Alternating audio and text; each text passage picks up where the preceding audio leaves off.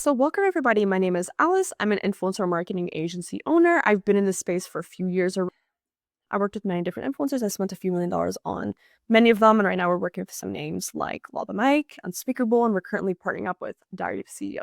So, I get this question asked a lot: how to work with influencers as a small business owner. It's very, very simple.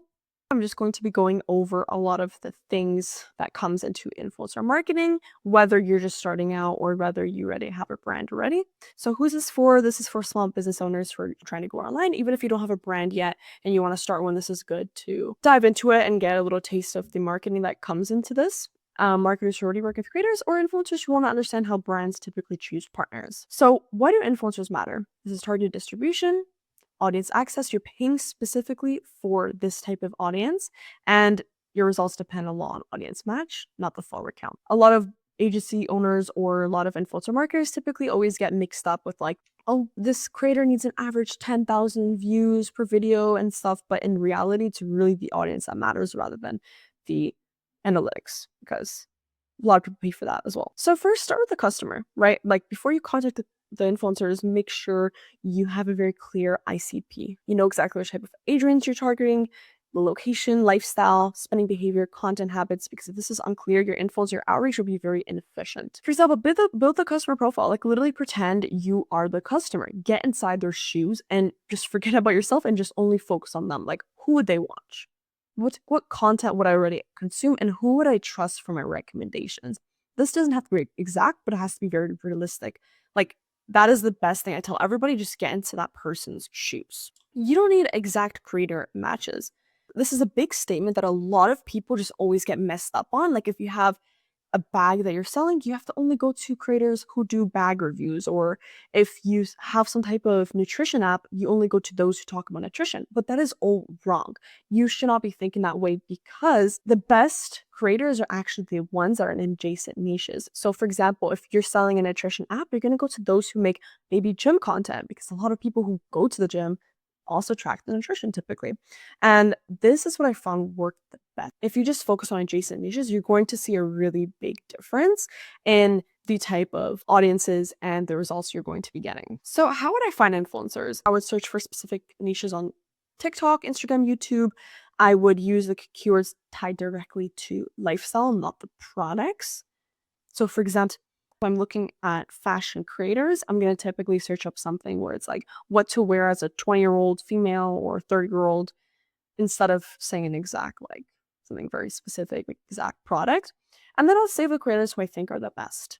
Or you could do bulk discovery. I typically like to do the more automated way, since I'm a very automated person myself. I would scrape TikTok profiles using Apollo, select different types of niche keywords. I would add those profiles to my Google Sheets.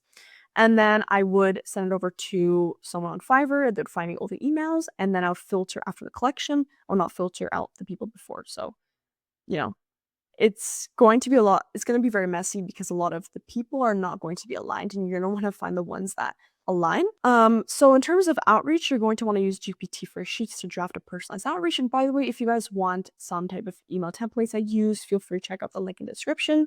I constantly experiment different types of outreach messages. It's totally free. I've seen what works, and then you guys can take them and use it for yourselves. I would then upload it to Instantly, and then I would send these campaigns out in bulk. And your typical reply rate should be around 30% of it. And if it's not, then you're probably making a mistake in either your copy or the people you're trying to reach out to. So why is volume necessary for this game? So many creators are not going to respond. Many of the creators are not going to like your product. A lot of them are going to be going to spam, and many will not match after you review them, and vetting will take a lot of time. So it's better just to do everything in bulk, because you're also going to learn a lot faster. Influencers as ads. So influencer posts, they function like targeted ads, and a lot of people actually also use them as a retargeted strategy, where they run ads and they also do influencer marketing. So then the audience sees both, and it's a way higher chance of them purchasing.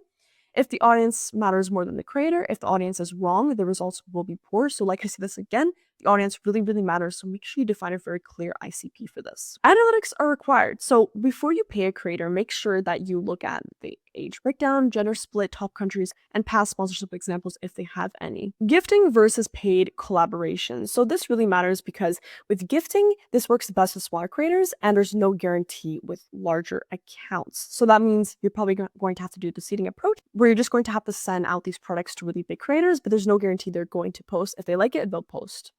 And then if paid, you get faster feedback. It's going to be more expensive, and it does require stricter rules, and you have to look through them more in detail. So what are micro creators? So micro creators are creators who are typically a lot more smaller. Some are from like 10,000 to like 100,000 or 50,000. They have smaller audiences, but they have really high trust if you target the right niche. They did fewer sponsored posts, so their audiences are less burnt out, and it's going to be better in costs. Larger creators, higher reach because they have bigger audiences. It's going to be more expensive, and you might get good results. You might not. It really depends because a lot of large creators also have a lot of bots. So my final notes are to not force these partnerships. The right ones will want to work with you. The right ones that know that this is best for the audience will literally do everything in their possible favor to recommend your product to their audience. If alignment feels off, move on. There's always going to be more creators. Some of them don't apply to you. Just do more outreach. You'll find the ones that align perfectly. Make sure you search for better keywords, and then you're going to be good. I'll see you in the next one.